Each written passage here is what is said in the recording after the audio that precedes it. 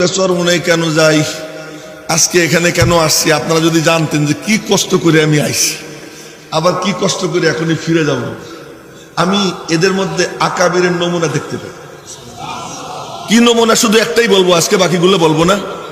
আমাদের দিনের লাইনের যত কাণ্ড কারবার, চট্টগ্রামের আলেম ওলামা যদি থেকে থাকেন মনে কিছু নিবেন না, আমি একদম সাদামাটা বলতেছি।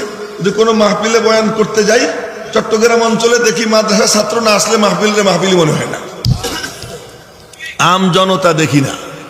কিন্তু একমাত্র দিনের লাইনের, ইসলামের লাইনের যে সংগঠন বর্তমানে আছে, সব সংগঠনগুলো মাদ্রাসার ছাত্রদের উপর নির্ভর করে রাজনীতির ময়দানে পদচারণা করে, নাচানাচি করে, নর্তন কুর্দন করে। ফল কি হয়? ছাত্ররা পড়াশোনার থেকে আউট হয়, অনেক ছাত্র বেয়াদব হয়, তাদের আকিবাত নষ্ট হয়ে যায়। একমাত্র আকাবিরের নমুনায় চরমোনাই যে তারা সাধারণ মানুষকে এই কাজের সাথে সম্পৃক্ত এমন ভাবে করেছে যে মাদ্রাসার যদি একজন ছাত্র না আসে তো চরমোনার কোনো কর্মসূচি কামিয়াব হইতে কাউকে লাগে না।